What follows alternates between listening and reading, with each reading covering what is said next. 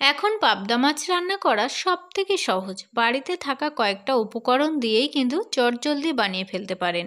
By the way, আমি সুচি, আপনারা দেখছেন সুচির রান্নাঘর।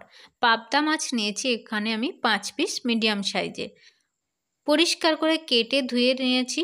দেখুন, স্বাদ মতো লবণ, হলুদ আর লঙ্কার গুঁড়ো, 1/2 টিস্পুনের মতো কাঁচা সর্ষের তেল মাখিয়ে কিন্তু মাছগুলো ম্যারিনেশনের জন্য রেখে দেবো 1 থেকে 2 মিনিটের জন্য।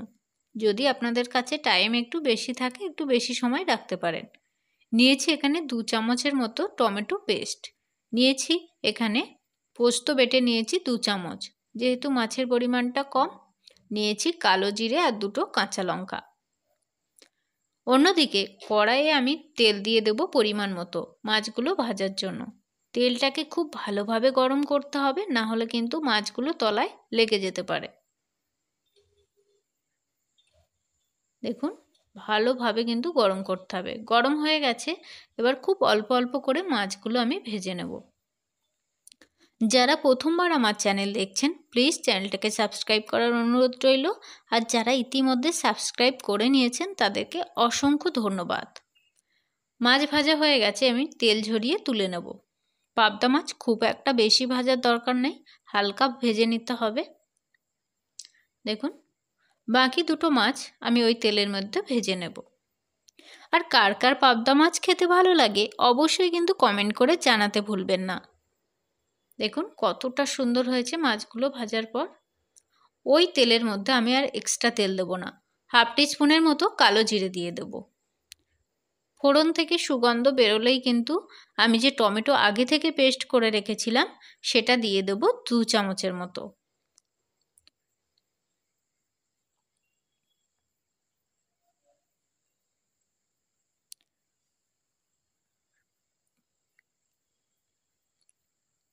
দিয়ে দেব স্বাদ মতো লবণ।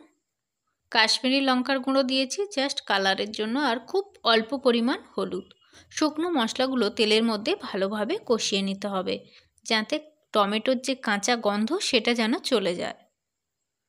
দেখুন, গ্যাসের ফ্লেম কিন্তু লো রাখতে হবে, না হলে মশলা পুড়ে যেতে পারে, আর মশলা পুড়ে গেলে খেতে ভালো লাগবে না। পোস্ত যেটা বেটে রেখেছিলাম তেলের মধ্যে দিয়ে দেব, দিয়ে আবারও হালকা হিটে কষিয়ে নেব। কয়েক সেকেন্ড কষাতে হবে। দেখুন কেমন তেল ছেড়ে দিয়েছে। এবার আমি পরিমাণ মতো জল দিয়ে দেব। আপনারা এখানে গরম জলটা ব্যবহার করতে পারেন। দেখুন, ঠিক এইভাবে কিন্তু আবারও ঝোলটাকে নাড়াচাড়া করে মিক্সড করতে হবে তেলের মধ্যে। আর শীতের দুপুরে যদি এইরকম একটা পাবদার গরম গরম তেল ঝাল থাকে তাহলে তো কথাই নেই। চাল কিন্তু একটু বেশি নেবেন, না হলে কিন্তু ভাতে কম পড়ে যাবে।